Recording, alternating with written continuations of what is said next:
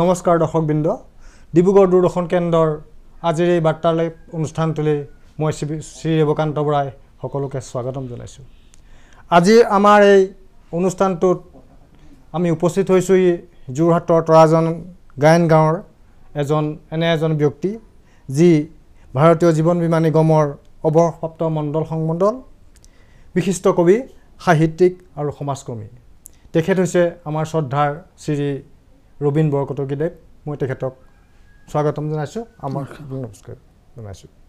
আপোনাক আজি আমি প্ৰথমে স্বাগতম জনাই আপোনাৰ ল'ৰালি কাল, শিক্ষা জীৱন আৰু পৰিয়াল প্ৰয়োজন বিষয়ে আমি কিছু কথা আমাৰ দৰ্শকসকলক অৱগত কৰিবলৈ অনুৰোধ জনাইছোঁ। প্ৰথমতে মই ক'বলৈ বিচাৰিছোঁ মোৰ জন্মৰ তাৰিখটো 1942 চনৰ 11 অক্টোবৰত মোৰ জাজি তামুলীচিগা লাহোৱাল বুলি এখন ভিতৰুৱা গাঁৱত জন্মগ্ৰহণ কৰিছোঁ। মোৰ পিতৃ এজন কৃষিজীৱী আছিলে। মোৰ জন্মৰ 2.5 বছৰৰ পিছতেই মোৰ পিতৃ বিয়োগ হৈছে আৰু পিতৃ বিয়োগ হোৱাৰ পিছৰ পৰাই মোৰ অৱশ্যে বৰদেউতা যোন আছিলে সহায় নকৰাকৈ থকা নাছিলে, তথাপিও মই যথেষ্ট সংঘাত জীৱনত অতিক্ৰম কৰিবলগীয়া হৈছিলে। হয়, আপোনাৰ পিতৃ আপোনাৰ 2.5 বছৰ বয়সতে ঢুকাইছিলে। আপোনাৰ পিতৃ এতিয়া আপোনাৰ স্মৃতিত অলপ হ'লেও কিবা আছেনে? নাই, মই পিতৃ কেনেকুৱা আছিলে একো কথা মই নাজানো, মনত নধৰে। হয়, ফটোতহে পাছত দেখিছোঁ এইজনেই মোৰ পিতৃ বুলি। তাৰপিছত আপোনাৰ জীৱনত কেনেকৈ আগবাঢ়িলে এইখিনি বিষয়ে অলপ কওকচোন। মোৰ প্ৰথমতে এজন মাজু বৰদেউতা আছিলে, বৰদেউতাটো আছিলেই।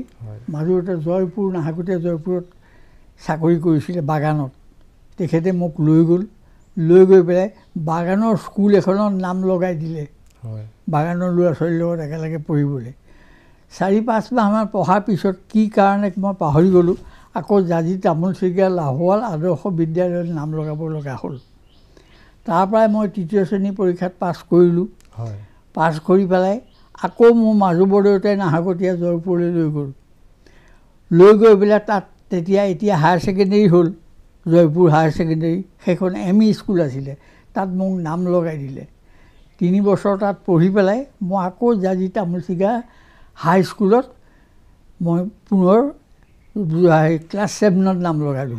আপোনাৰ বাহিৰেও আপোনাৰ ভাতৃ বা ভগ্নী কোনোবা আছিলে? মোৰ ভনী এজনী আছিলে, তাই 2011 চনত কৰ্কট ৰোগত আক্ৰান্ত হৈ মৃত্যুবৰণ কৰিছে।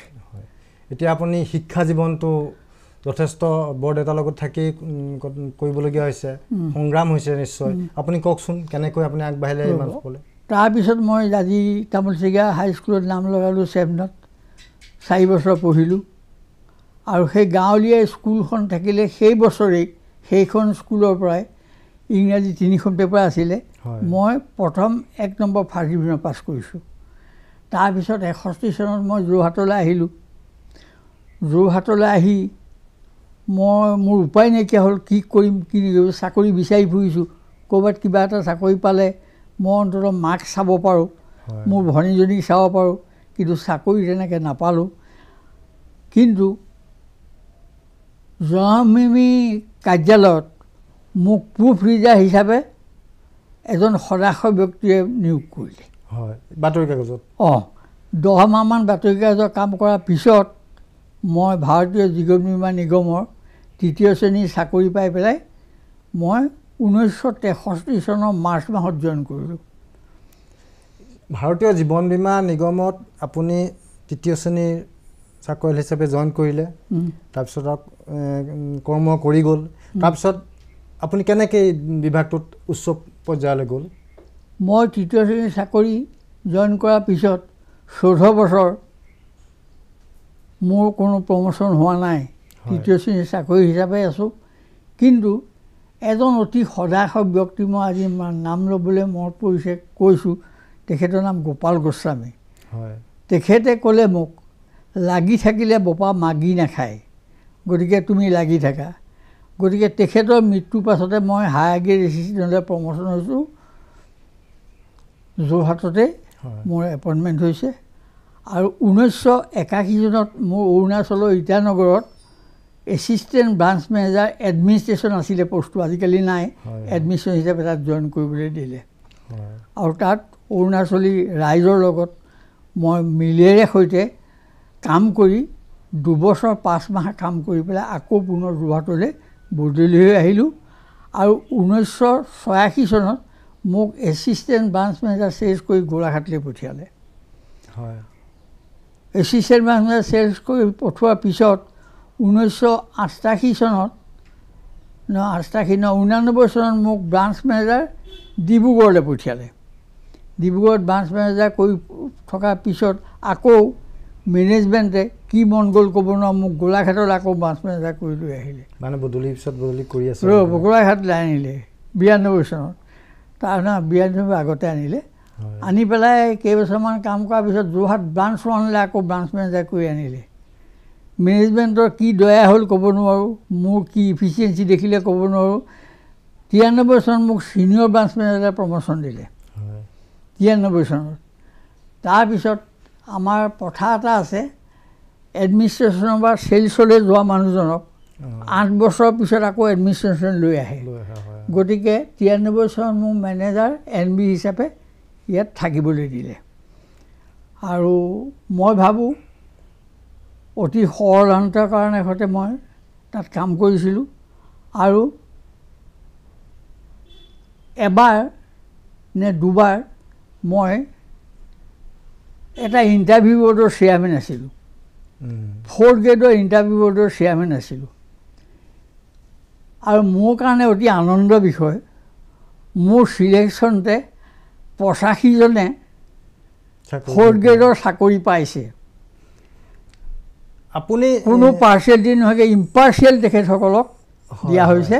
তাৰপিছত মই ইয়াত থাকিলোঁ। তাৰপৰা মই মেনেজাৰ একাউণ্টছ কৰিলে তাতে NB পিছত। তাৰপিছত 1998 চনত মোক এটা প্ৰমোশ্যন দি দিলে ডিভিজন মেনেজাৰ হিচাপে। পাৰ্চনেল ডিপাৰ্টমেণ্টৰ ডিভিজন মেনেজাৰ হিচাপে মোক বঙাইগাঁৱলৈ পঠিয়ালে। বঙাইগাঁৱত থাকি 98 চনত থাকি 2000 চনত আকৌ 2 বছৰৰ পিছতে যোৰহাটলৈ মেনেজাৰ একাউণ্টছ DM কৰিলে। তাৰপিছত 2004 চনত মই মেনেজাৰ প্লেনিং DM হিচাপে ইয়াৰ পৰা অৱসৰ গ্ৰহণ কৰিছোঁ যোৰহাট ডিভিজন অফিচৰ পৰা।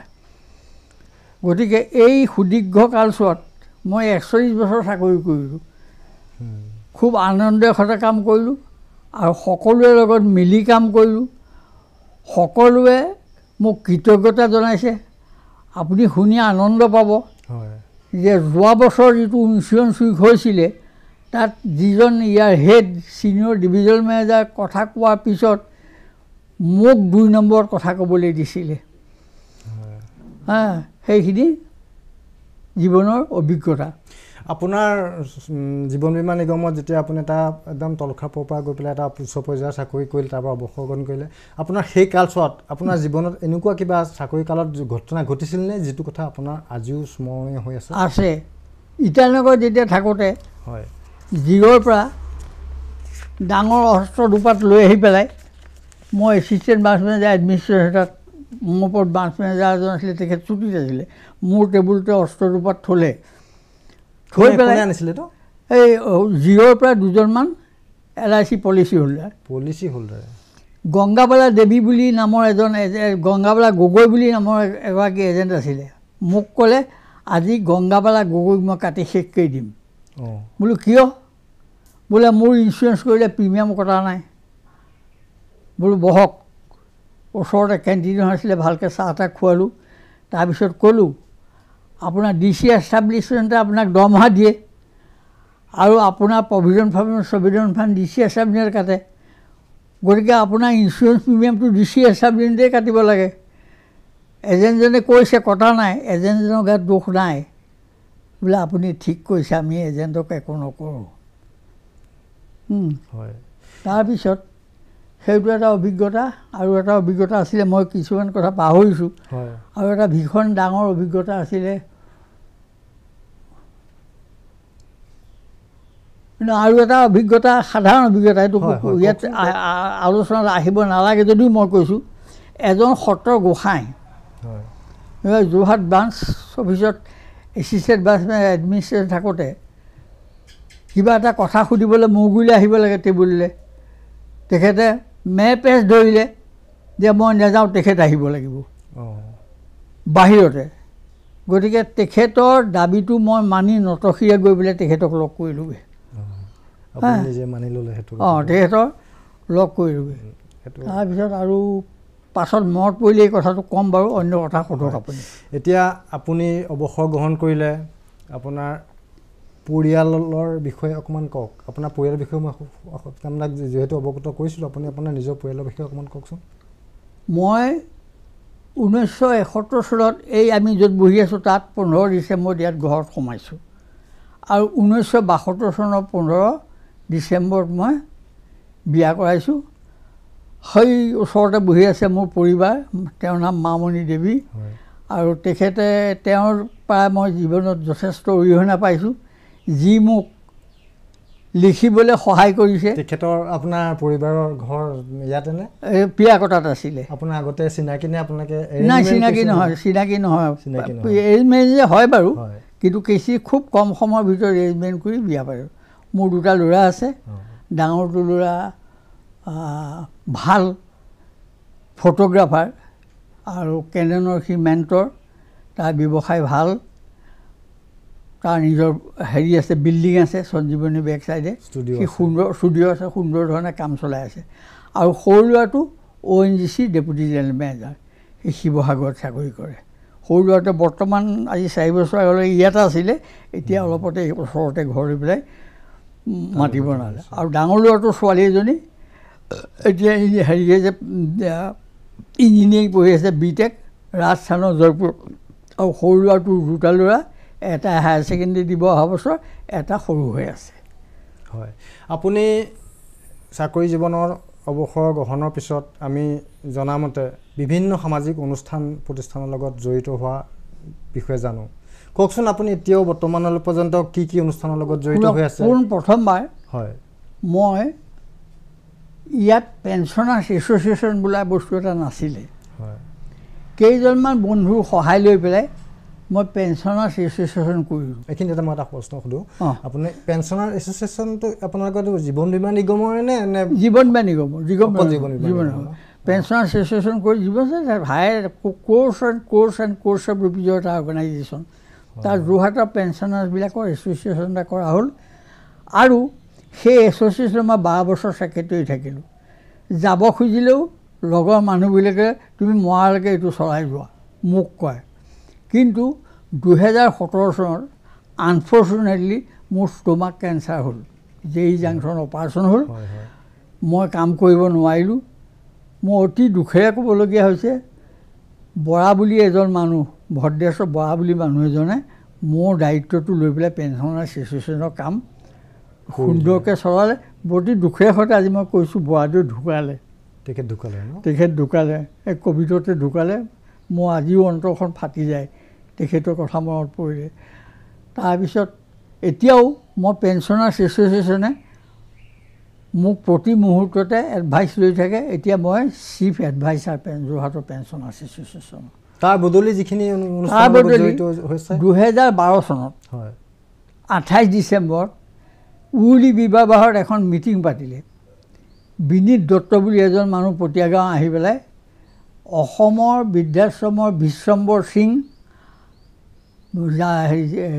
ইটো পাৰৰ জামুগুৰি আৰু পদুম দাস তেজপুৰৰ, এই দুজন আহি পেলাই ইয়াত বৃদ্ধাশ্ৰম এখন খুলি দিলে মাটি বাৰী নোহোৱাকৈ।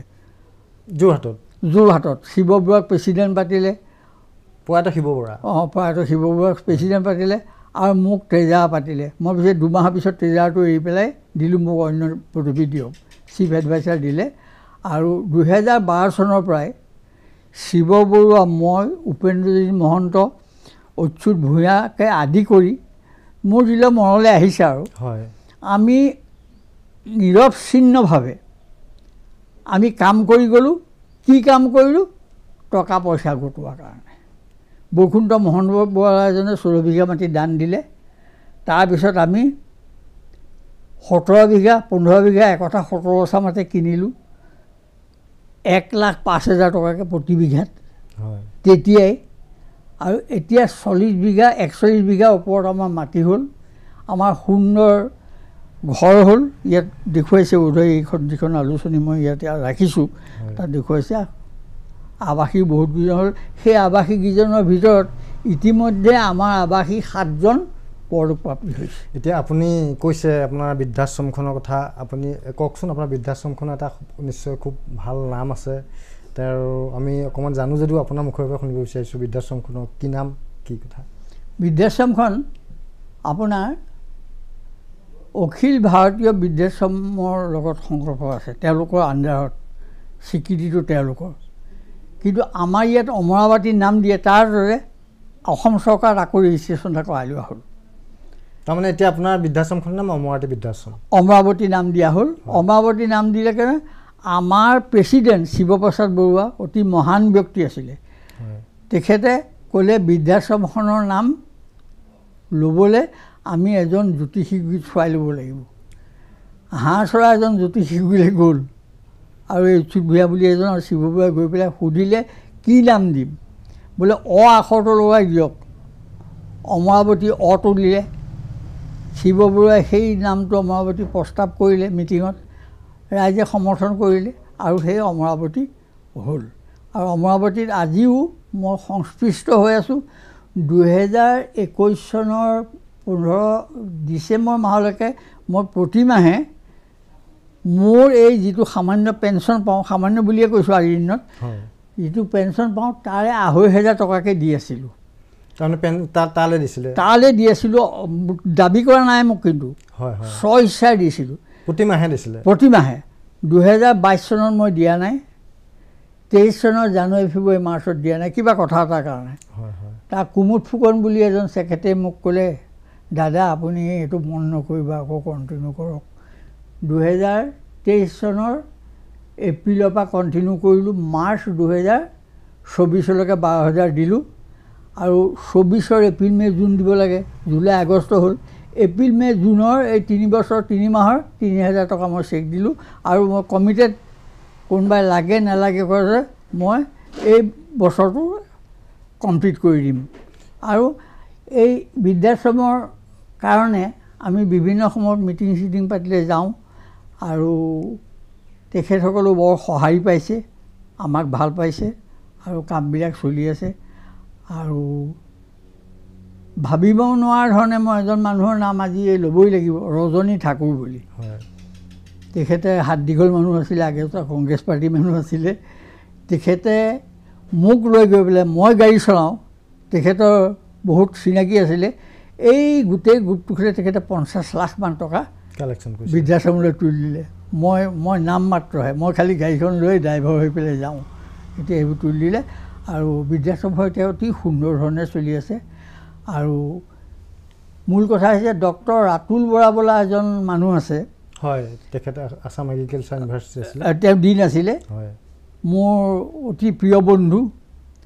তেখেতে যথেষ্টখিনি আশ্ৰমৰ কাৰণে কৰিছে, আৰু মেইনটেনেন্সৰ এখেতে বৰ্তমান সভাপতি। কিন্তু মেইনটেনেন্সৰ সভাপতি হ'লেও অন্য ফালৰ পৰা ক'ৰবাত পইচা পোৱা যায় নেকি বৃদ্ধাশ্ৰমৰ কাৰণে তেখেতে বিচাৰি ফুৰে, অতি সামান্য ব্যক্তি হৈ পেলাই। এতিয়া আপোনালোকৰ বৃদ্ধাশ্ৰমখনত কিমান বাসী আছে?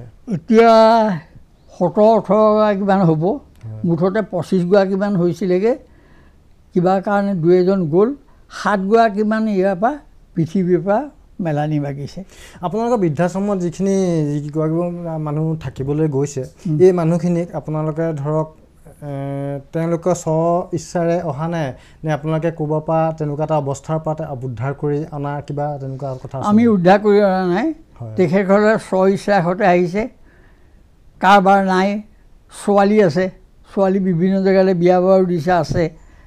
ছোৱালীৰ লগত মাক বাপেক নাথাকে, ছোৱালীয়ে বাধ্য হৈ পেলাই মাক বাপেকৰ তাত ৰাখিছে, তেনেকুৱা কেইবাটাও উদাহৰণ আছে। আৰু কিছুমান এনেকুৱাও আছে, আমাৰ তাতে আছে, মই নাম নকওঁ, ল'ৰাৰ অত্যাচাৰৰ পৰা মাকে উপায় নাপাই আহি পেলাই তাত সোমাই আছেহি। আমি তেখেতসকলক আশ্ৰয় দিব লগা হৈছে। আৰু আমি আশ্ৰয় দিব বৃদ্ধাশ্ৰমৰ কাৰণে আমি গভৰ্ণমেণ্টৰ ফাণ্ড পোৱা নাই, পাইছোঁ, নোপোৱাকৈ থকা নাই। 25 লাখ টকা এটা পালোঁ, আমি ডে কেয়াৰ হোম বনাইছোঁ, হস্পিটেল বনাইছোঁ, 25 লাখ টকা। তাৰপিছত হিতেন গোস্বামীয়ে 10 লাখ টকা দিছিলে, তপন গগৈয়ে 10 লাখ টকা দিছিলে আৰু বিভিন্নজনে দিছে। আপোনালোকৰ ডিব্ৰুগড় বুলি কৈছিলে নহয়, ডক্টৰ প্ৰাঞ্জল বেজবৰা চিনি পায় নেকি? নিৰঞ্জনা মহন্ত বেজবৰা, তেখেতসকলৰ পৰিয়ালটোৱে আমাক বৃদ্ধাশ্ৰমলৈ 19 লাখ টকা দিছে। নিৰঞ্জনা বেজবৰুৱা মহন্ত বেজবৰুৱাৰ পৰিয়ালটোৱে দিছে? নহয়, প্ৰাঞ্জল বেজবৰুৱা তেখেতৰ হাজবেণ্ড, নিৰঞ্জনা মহন্ত বেজবৰুৱা তেখেতৰ পৰিবাৰ, ডিব্ৰুগড় ইউনিভাৰ্চিটি ডক্টৰে। কথা প্ৰসংগতে কৈছোঁ, নিৰঞ্জনা মহন্ত বাইদেউ মোৰ ঘৰৰ ওচৰৰ একেবাৰে। তেওঁ আমাৰ এজন বিশিষ্ট অসম সৰ্বভাৰতীয় সাহিত্যিক আছিলে, বাপচন্দ্ৰ মহন্তৰ তেখেতৰ পৰিবাৰো কেশদা মহন্ত আছিল, ঢুকাল বাইদেউ। তেখেতৰ ৰামায়ণী সাহিত্যৰ এগৰাকী বিশেষ অভিষিকা আছিলে। বাৰু এতিয়া মই আপোনাৰ এটা বেলেগ কথালৈ আহিব বিচাৰিছোঁ। আপুনি চাকৰি কৰিলে জীৱন বীমা নিগমৰ দৰে এটা বিভাগত, তাৰপিছত সামাজিক বিভিন্ন অনুষ্ঠানৰ লগত জড়িত হ'ল। তাৰ মাজতো আপুনি ধাৰাবাহিকভাৱে সাহিত্য চৰ্চাটো কৰিবলৈ ল'লে। কেতিয়াৰ পৰা আপুনি সাহিত্য চৰ্চা আৰম্ভ কৰিলে? মই চাওক, মোৰতো দেউতা 20 বছৰত ঢুকালে বুলি কৈছোঁ। মোৰ পঢ়িবলৈ উপায় নাই, কলেজত পঢ়িবলৈ উপায় নাই। মই আজি নাম ল'বই লাগিব সেইজন ব্যক্তি, মোৰ মাজু বৰদেউতা। তেখেতৰ নাম সোমনাথ বৰকটকী। তেতিয়া 1961 এডমিশ্যন ল'বৰ কাৰণে কলেজত 85 টকা লাগিছিলে। তেখেতে নাহৰকটীয়া ৰেলৱে ষ্টেচনত উঠি মৰিয়নিত আহি পেলাই তেখেতৰ শালপতীয়েকক টকা 85 টকা দিছেহি মোক নাম লগাবলৈ, ভতিজাকৰ। তেখেতৰ তেতিয়া সেই সময়ত 5জনী ছোৱালী, 3টা ল'ৰা। ভতিজাকৰ নাম লগাবলৈ পইচা দিছেহি। মোৰ মাজু বৰদেউতাই মোৰ নাম লগাইছে। তেখেত নোহোৱাহেঁতেন মোৰ একো নহ'লেহেঁতেন। আপুনি সাহিত্য সাধনাৰ কথা সুধিছে, মোৰ মাজু বৰদেউতাই মোক এষাৰ কথা কৈছিলে, মই জীৱনভৰ ক'বই লাগিব। মাজু বৰদেউতাই কৈছিলে, জীৱনত মানুহে লেখা পঢ়া কৰিব লাগে। আজিও মনত আছে বৰদেউতাৰ সেই কথাষাৰ মনত আছে। সেই বৰদেউতাৰ কথাষাৰে মোক অতীজত অনুপ্ৰাণিত কৰিছে, আজিও কৰিছে, হয়তো ভৱিষ্যতেও কৰি থাকিব। তেখেতৰ প্ৰতিবিম্বিত হৈ থাকিম, বুজিছেনে? সেইফালৰ পৰা মই কিছুমান কবিতা লিখিলোঁ। কবিতা লিখি পেলাই চাকৰি জীৱনত মই হেৰি কৰা নাই। 2004 চনত যতীন গোস্বামী সাহিত্য সভাৰ সভাপতি আছিলে, তেখেতক দেখুৱালোগৈ। তেখেতে অভিমত দিলে। 2004 চনত কবিতা পুথিখন উলিয়ালোঁ, প্ৰকাশ কৰিলোঁ। তাৰপিছত 13 চনত আকৌ দ্বিতীয় সংস্কৰণ উলিয়ালোঁ। তাৰপিছত নাই আৰু। একেবাৰে 21 চনত মই অনুভৱ বুলি কিতাপ এখন উলিয়ালোঁ।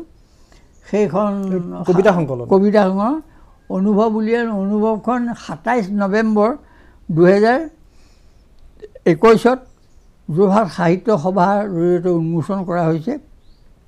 ডক্টৰ বসন্ত গোস্বামীয়ে উন্মোচন কৰিছে আৰু তেখেতক শুভেচ্ছা বাণীও দিছে।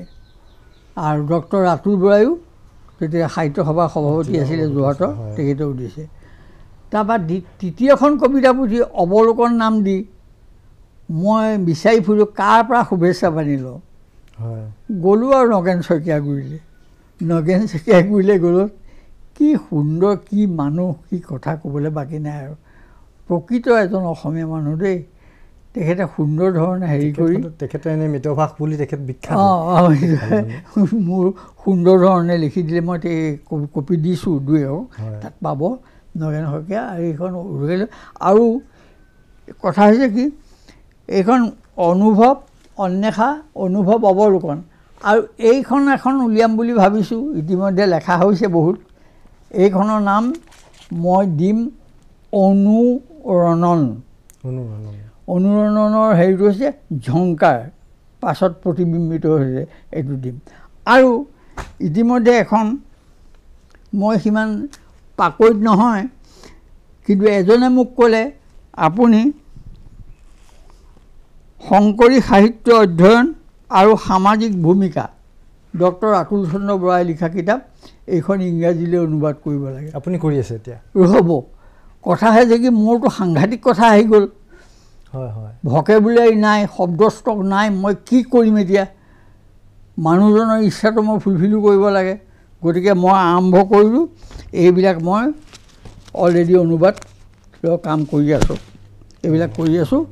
আৰু ঈশ্বৰে কৰিলে ডক্টৰ আতুল বৰাই অলপমান সহায় কৰিব চোৱাত মোৰ হেৰিটো অনুবাদটো চোৱাৰ ব্যৱস্থা এটা কৰিব কাৰ হতুৱাই কৰাম সেইটোও কৈছে বাহানা কলেজৰ বা শইকীয়া বুলি এগৰাকী লেডি ইংৰাজী প্ৰফেচাৰ তেখেতৰ হতুৱাই কৰাব এইখিনি কৰিম বুলি ভাবিছোঁ যদি প্ৰভু ভগৱন্তই আমাক এই ধৰাত থাকিবলৈ নিশ্চয় ৰাখিব আপোনাৰ আমি যিহেতু আমিও অকণমান সাহিত্য জগতৰ লগত বা এনেকৈ প্ৰকাশনৰ লগত জড়িত আপোনাৰ বিষয়ে আমি দুই এটা কথা জানো মানে গম পাইছোঁ বা নিজে দেখিছোঁ প্ৰত্যক্ষভাৱেও পাইছোঁ আপোনাক লগ কেতিয়াবা বা অনুষ্ঠানতো পাইছোঁ মই দেখিছোঁ আপুনি দুখন গ্ৰন্থ কবিতাৰ দুখন গ্ৰন্থ যিখন ক'লে এতিয়া আপুনি অৱলোকন আৰু অনুভৱ এই গ্ৰন্থ দুখন আমি জনাত আপুনি সৰ্বাধিক কিতাপ বিক্ৰী কৰিছে তাৰমানে এইটো কবিতা কিতাপ ইমান বিক্ৰী কৰা আমি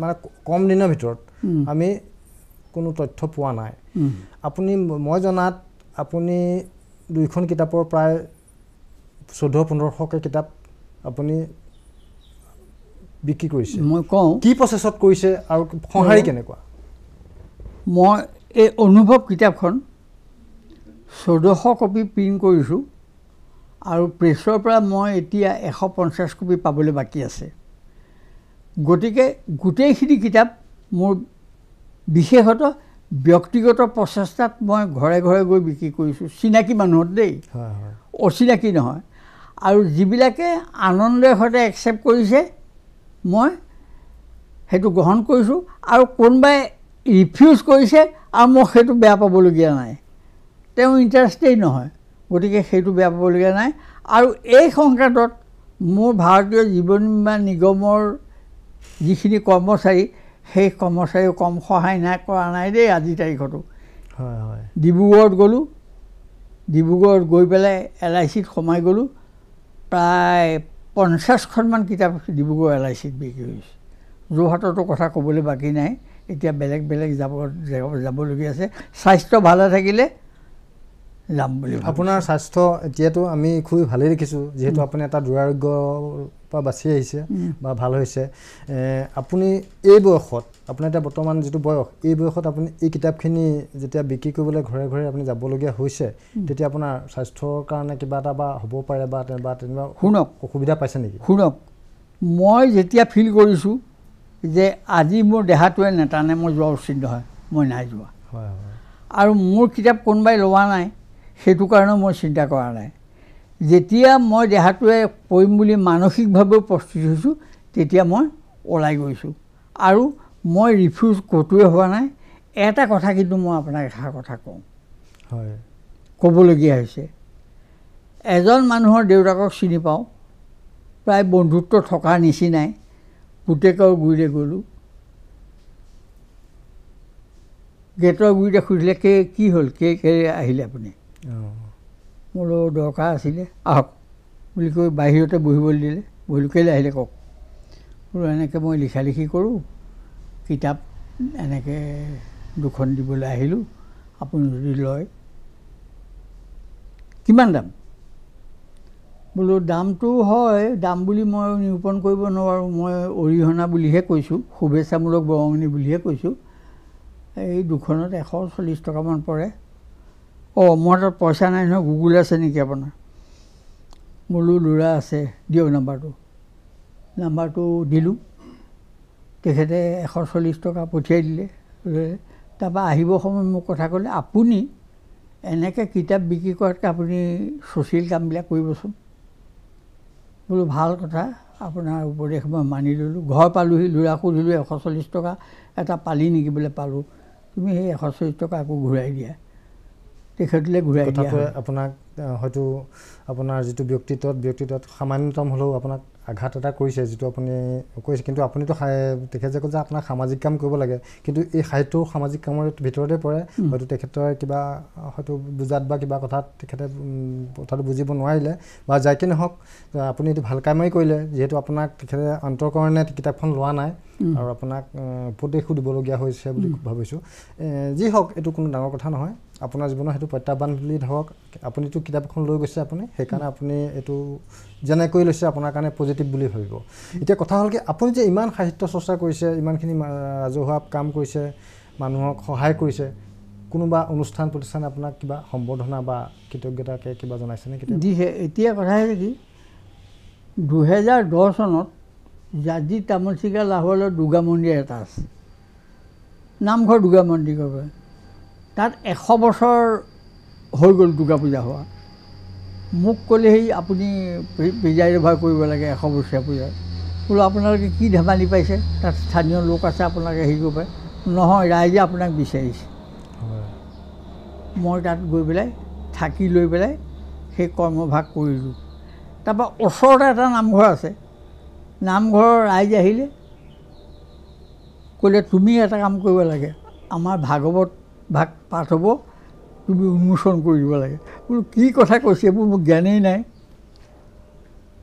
তাৰপিছত মই ভাগৱত উন্মোচন কৰিবলৈ হেৰি কৰি মই ডিব্ৰুগড় মহেন্দ্ৰ মহন্ত গৈ পালোগৈ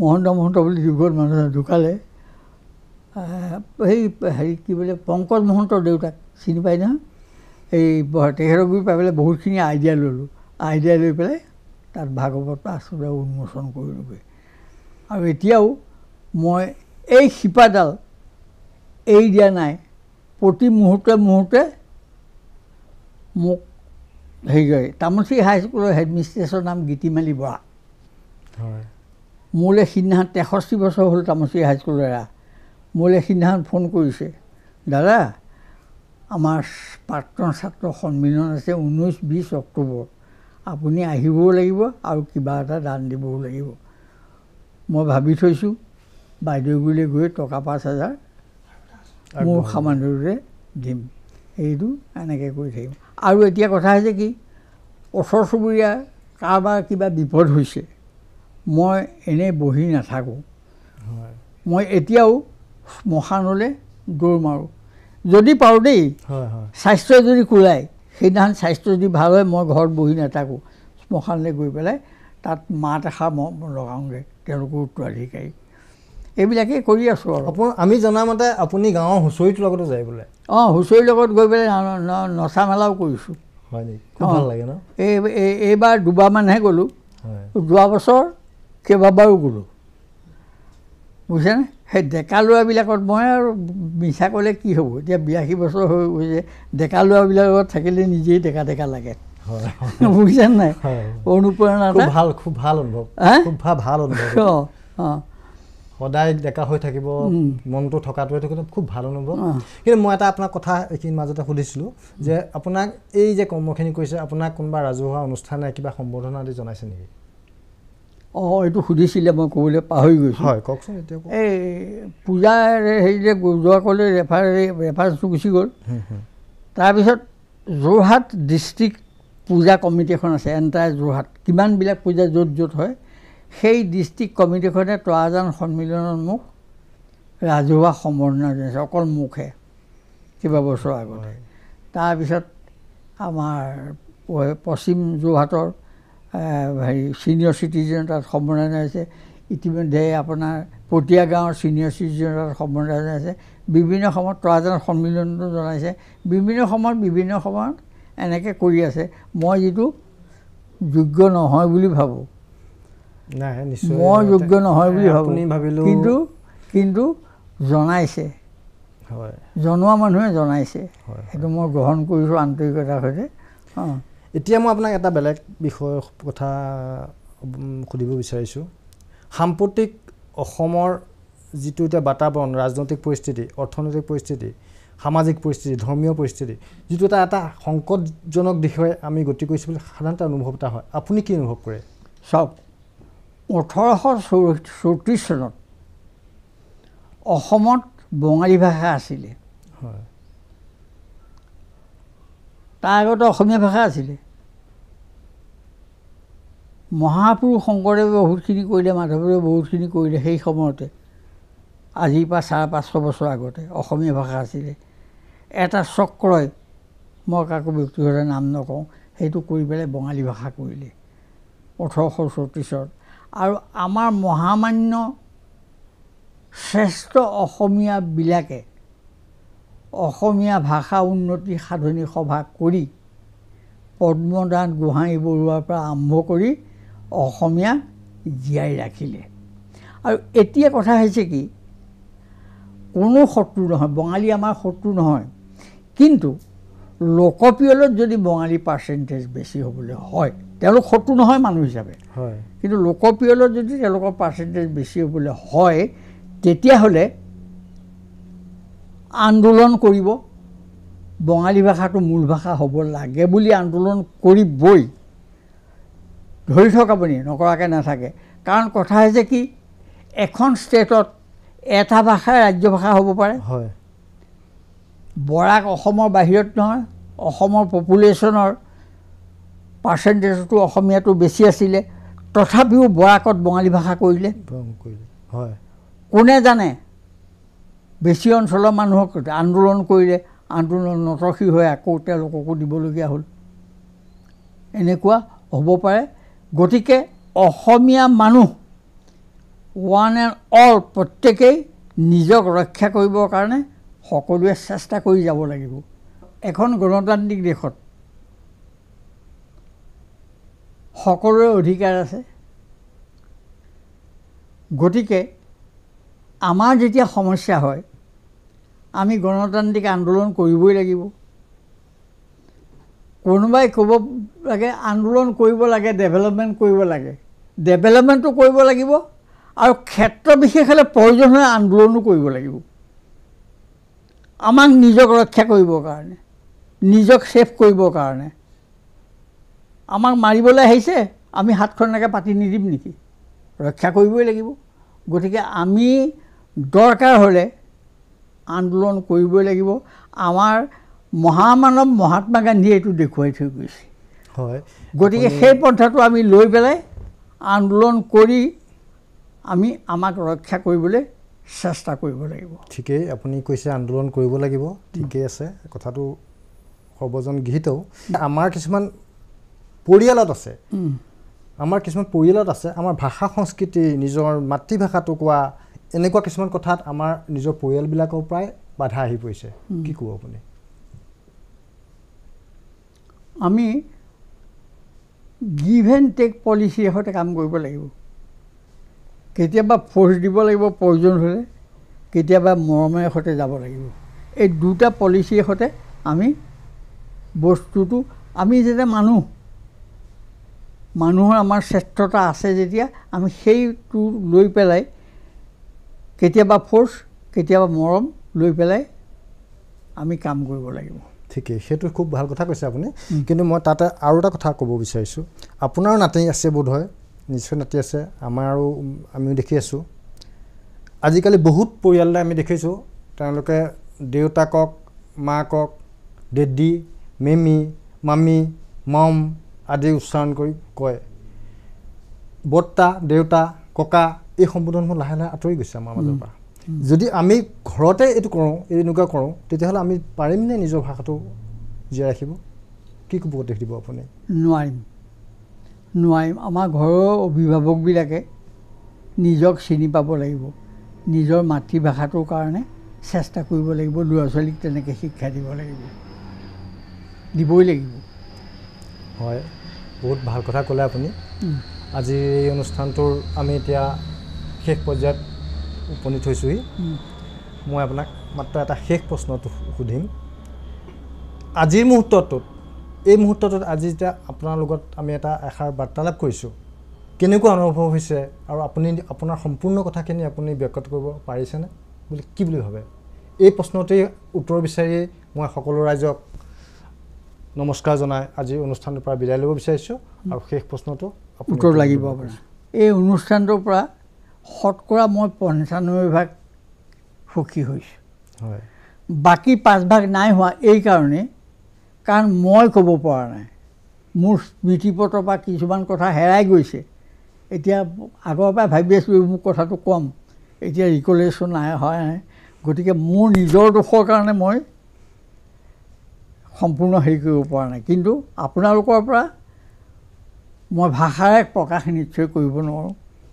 এজন সাধাৰণ, অতি সাধাৰণ মানুহৰ ঘৰত আহি প্ৰচাৰ মাধ্যমৰ পৰা যিটো মোক সহায় জনালে, তাৰ কাৰণে মোৰ আপোনালোকৰে আন্তৰিক কৃতজ্ঞতা, মৰম সকলোখিনি থাকিলে। ধন্যবাদ।